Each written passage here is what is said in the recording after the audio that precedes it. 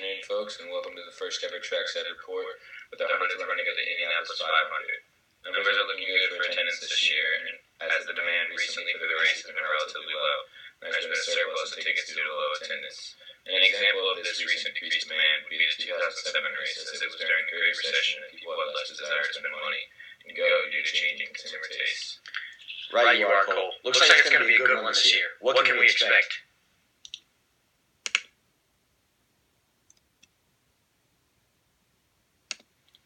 There was a decreased demand for Indy 500 tickets in 2007 because the country was experiencing a Great Recession.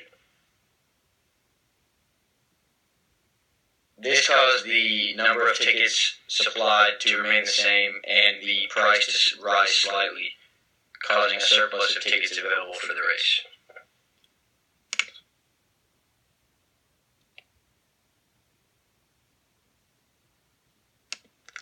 Well, Tyler, you can expect there to be a lot of sweaty people in this crowd this year.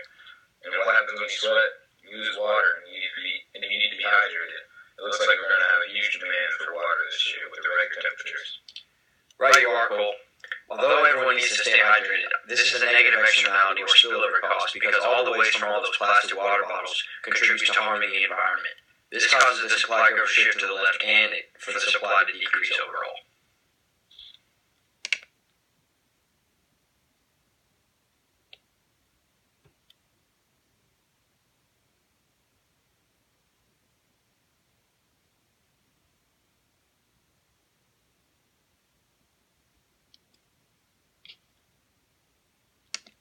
What else should we be looking for this year, Tyler?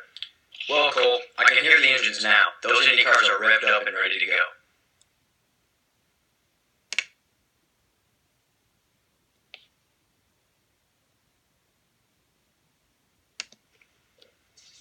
We're going to have some high decibels this year with those very loud cars.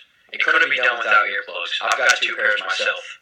You can definitely expect a rise in demand for those earplugs, Cole.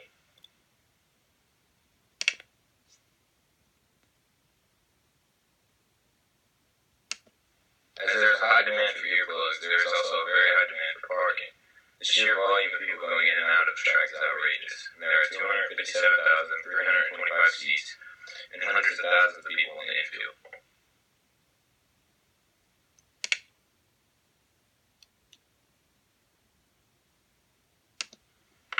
With the high volume of people, parking becomes an issue. However, this is a positive externality for the people who live near the track. They allow people to park at their house for a fee. This fee is called a user fee, or a fee paid for the use of a good or service. This is also known as a marginal private benefit, because it benefits those who actually use the product or service. The roar of the engines is a negative externality, though, unless you're a true race fan.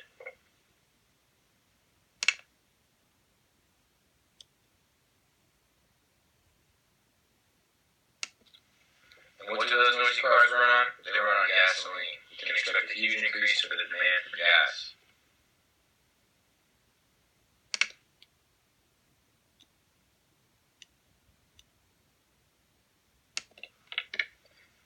With all the teams and drivers, the initial supply of gas will be high, but it decreases as the race goes on due to the high consumption of gas by the cars.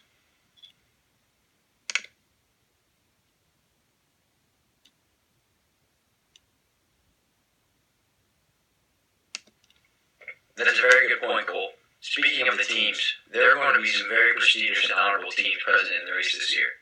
Penske, the Andretti team, Chip Ganassi Racing, they are an oligopoly in the racing industry with very little competition and often pure dominance of the sport. This allows them to increase prices of their team products and merchandise, as well as their services, such as Penske and their services. These prices can remain high because there are not a lot of competitors in the industry.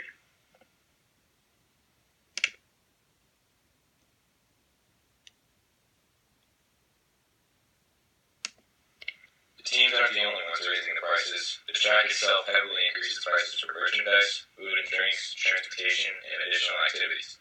This is because the race is a private good, meaning that people are charged individually as opposed to a public good, in which the government provides it to everybody without the individual people having to pay for it.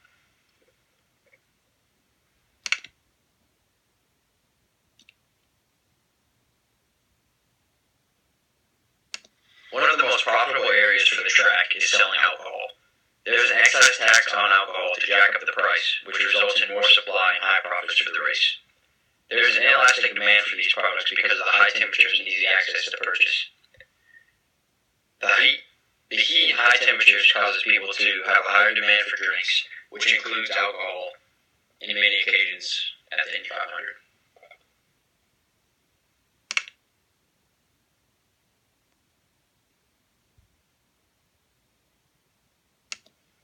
I'm going to have to disagree with you on that one, Tyler. The total revenue for seating is projected to be around $32,986,000. This is not including the infield seating and the snake pit sales too.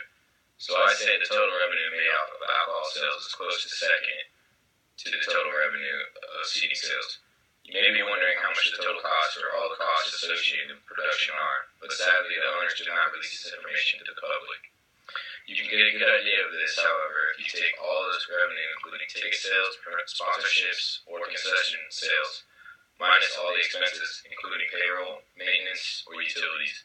The Indy 500 does not only make lots of money for itself, but also the economy of Indiana. In total, the race brings in over $300 million for the Indiana economy.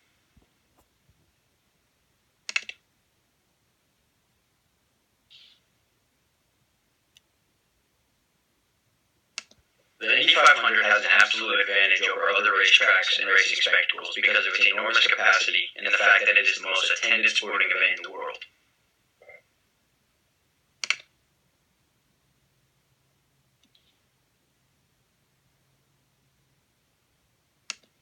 The Indy 500 is able to meet the quantity demanded for all goods and services, which include food, merchandise, drinks, etc., which means that the quantity supplied is equal to the quantity demanded, making the race allocatively efficient in its employment of resources.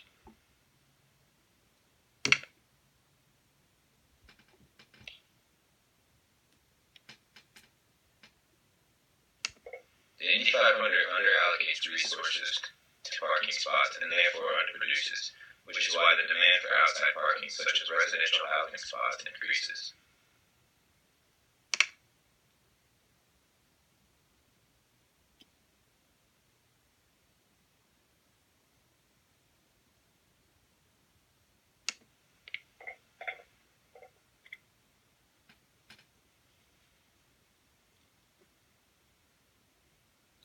This operation can be considered part of the underground economy because not all recipients of money for parking pay taxes on it, and it is undisclosed income.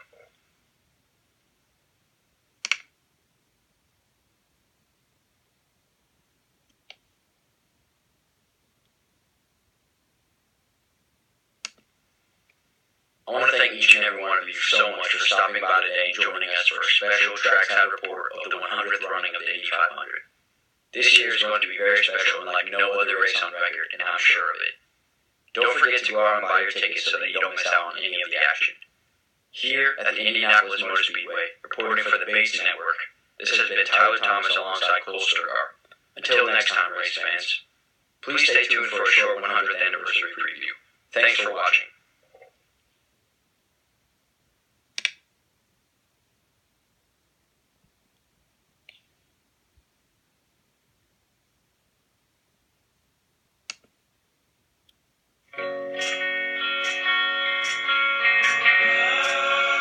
Humans are restless, relentless. Good enough has never been good enough. Our nature is to push forward, to push onward. And when it doesn't happen fast enough, we build machines to move us faster, racing toward the horizon with grit and determination, and sometimes with abandon. Call it the march of progress or the pursuit of glory.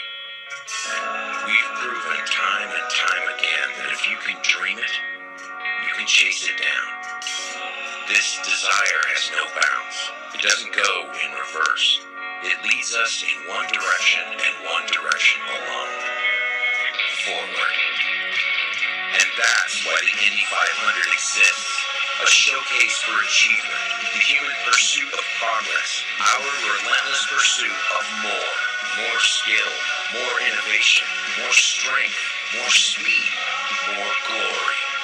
The spirit of everyone who's ever leaned into the wind pushed further toward the edge lives on, right here at the racing capital of the world.